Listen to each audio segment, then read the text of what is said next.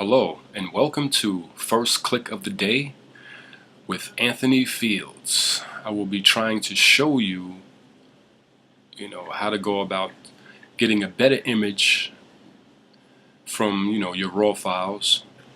All right, so the very first thing I do is so I can have some type of real estate, so I can, because this isn't more than enough, for some people to work with. This is a nice square box, but I like to go up here to this arrow, close that out, click again, there we go, and get a little more real estate, a little more land to work with. Oh, all right, the bottom one was already done. Okay, all right, so that's the first thing I do. I close those off so I can have more space to see.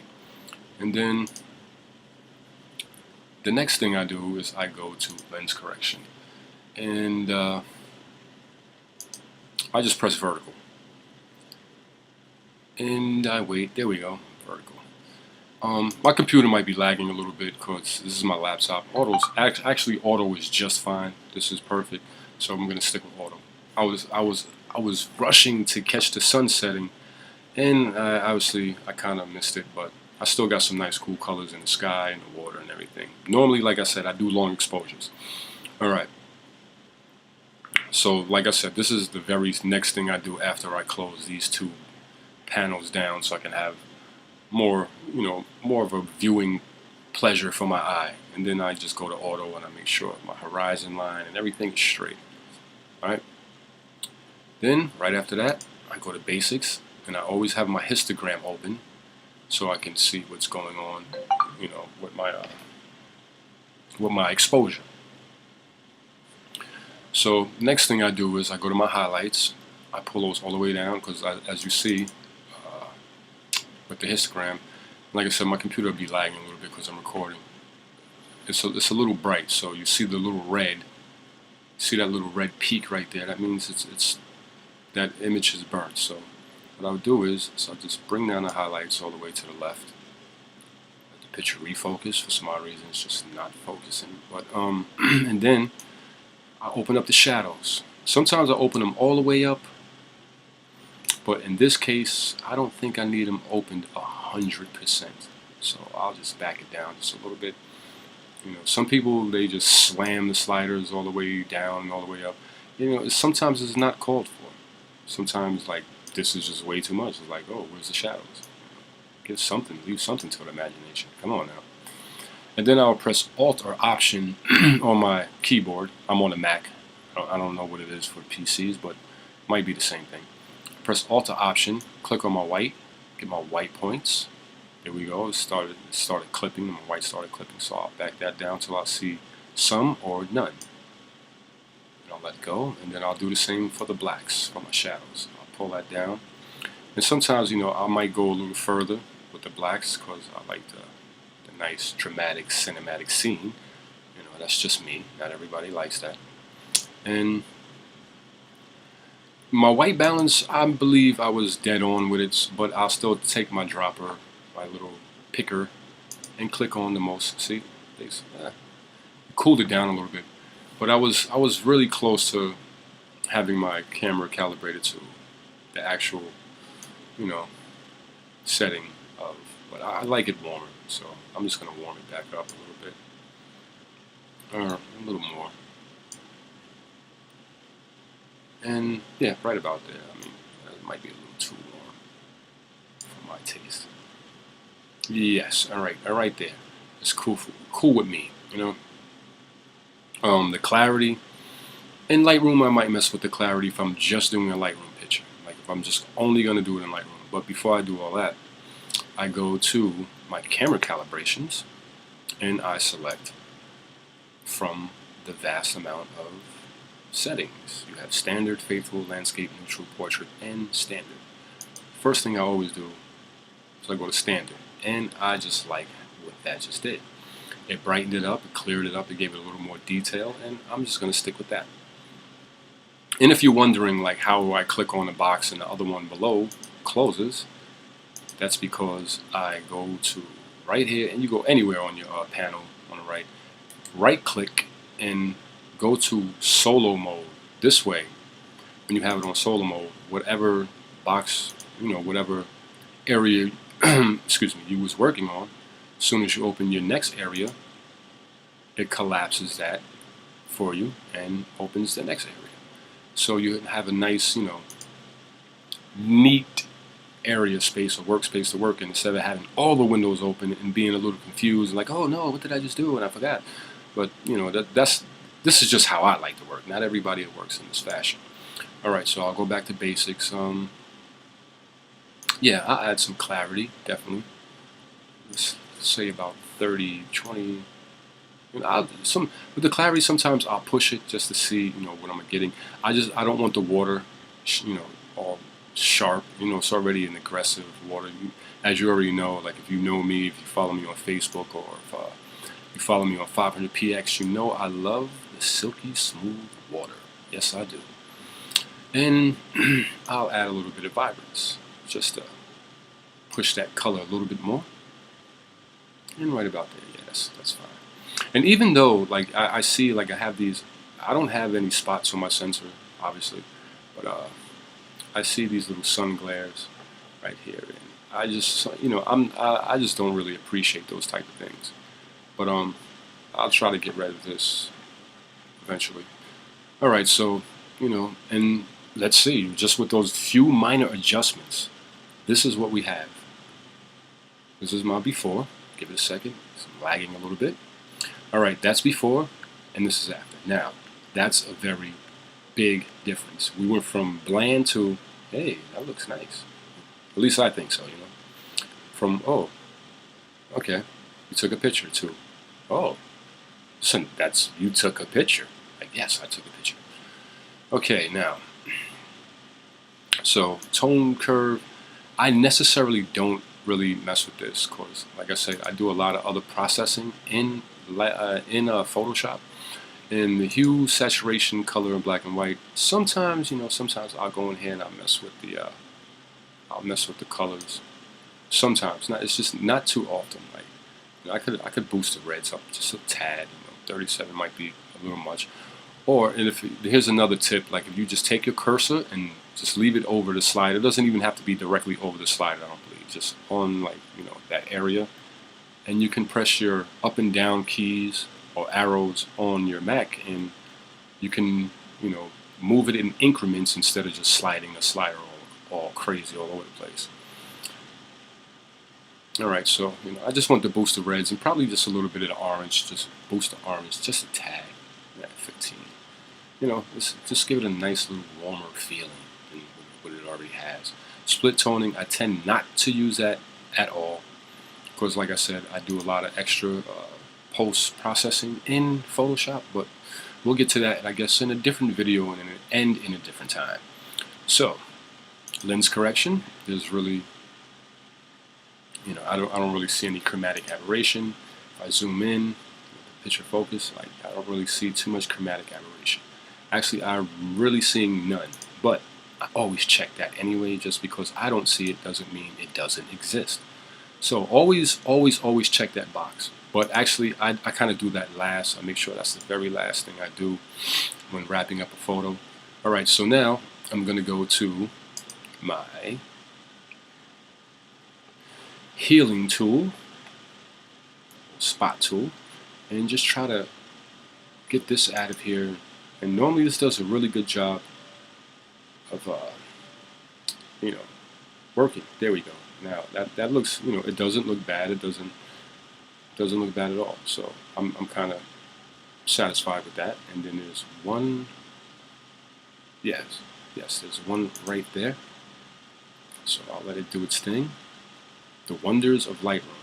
And just in case you don't know, sometimes you got to right-click on here, and you can clone. But I prefer to heal the spots instead of cloning them, because sometimes cloning doesn't do an extraordinary job.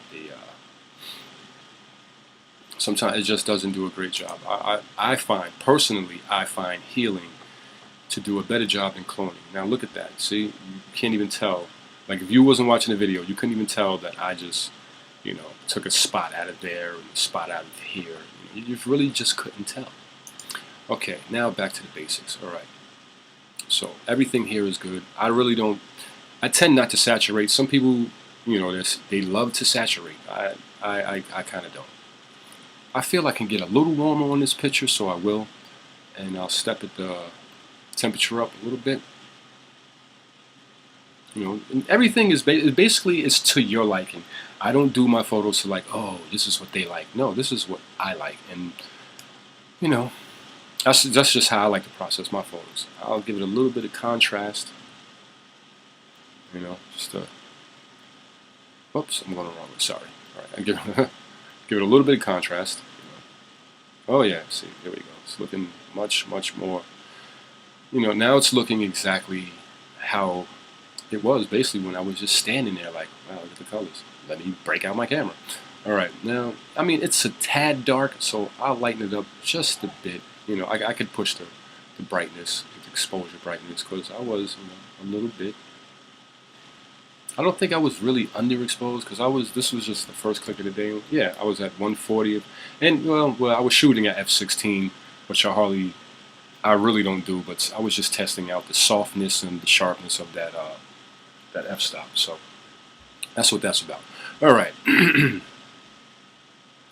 Then to close out your metadata, if you don't know, if you press the I button on your Mac, it'll bring up, you know, today's the 8th, the 3rd, the 14th, and it took it at 7:47 p.m. You see the megapixel, you know, the length, 5184 by 3456. And then you'll see, you know, the shutter speed, the f-stop, and the ISO, and the millimeters. I was at 12 millimeters. All right, and I use the Tachyna lens, actually. All right, I mean, it's looking good. So thus far, I like it. And let's do another backslash. So you see the before right here, the before and after. I mean, that's with just those few adjustments, you know, it's a very big difference. Look at that. Just beautiful. I love it. I like it. I like it a lot. All right. So yeah, I'm done in the basic area, and like I said, I don't really touch the tone curve. I don't really touch the hue, saturation, color, and black and whites panel too often, very seldomly. Split toning, I do not touch that. Detailing, of course. Lens correction, of course. So detailing is basically sharpening the picture. Like if I'm just going to work in Lightroom, basically I'll just use the Lightroom stuff. Like if I know I'm not going to export it to Photoshop, I'll just do what I do in here. So I want to sharpen the photo, and I want to make it, you know, I'll bump the sharpness up to like 90 something, 95. There we go, right? And then I'll take the radius, and I'll just bring that down to like 0.7. The detail is set at 25, but I tend to push it to 30. The luminance, you know, I don't go past 20 with my luminance. I think 18 is good.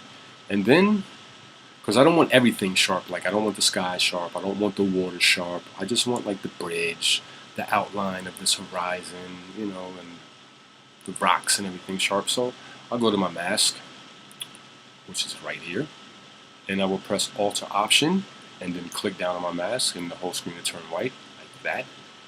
And then I'll just push it over, and whatever's black is not being sharpened. Whatever's like white, you see the white outlines, that's what's being sharpened. So everything that's highlighted or outlined in white, that's what's really being sharpened. So that's what I want to be sharpened. You know, the water is being sharpened a little bit. I mean, I could live with it. But what I'm really sharpening is, you see, the outline is just beautiful. Look at that beautiful sharp outline. Then just let go.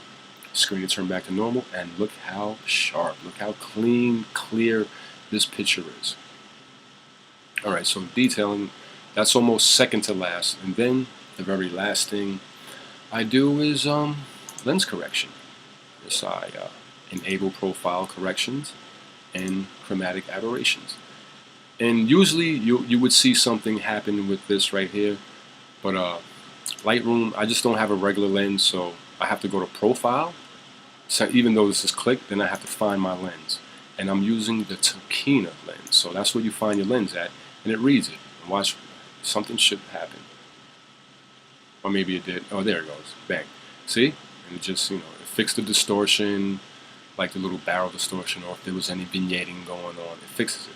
And that's the lens I have, the Tachyna ATK 11 to 16 Pro f2.8.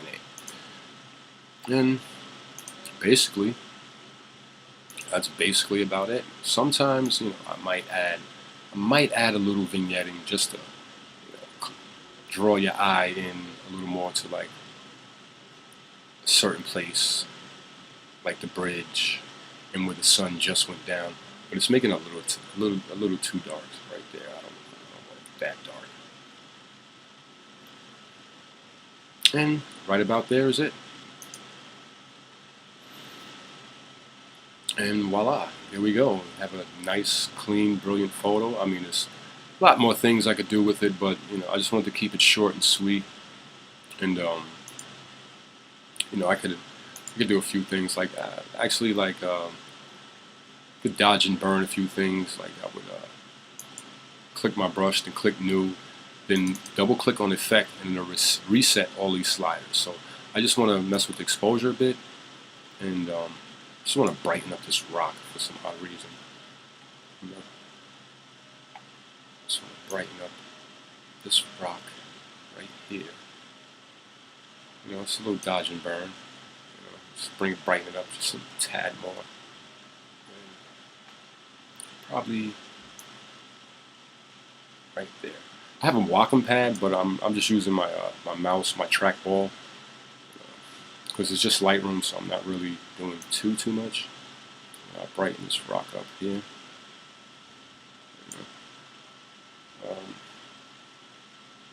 Maybe here, here, and here. And you can see the difference, like without the brush stroke, and then with the brush stroke. I kind of like it with. It gives it a little more, just makes the rocks look a little more. It just makes them pop and stand out a tad more than what they do. And basically, yeah, that's just the quickness and the strength, like the power that's in Lightroom. Just look at this picture, like how it was before, right? Give it a second. That's before. It wasn't. It's not a bad photo. It's just, it's not a great photo until you press the bam. Oh, look at that! Now it's a lot better. This photo I would put on my page. I was like, hey, first click of the day, and that's what this is. The first click of the day. And once again, thank you for stopping by and watching my tutorial on Lightroom first clicks of the day. And I hope you join me again. And once again, this is Anthony Fields signing off and saying thank you for your support and a visit to my page.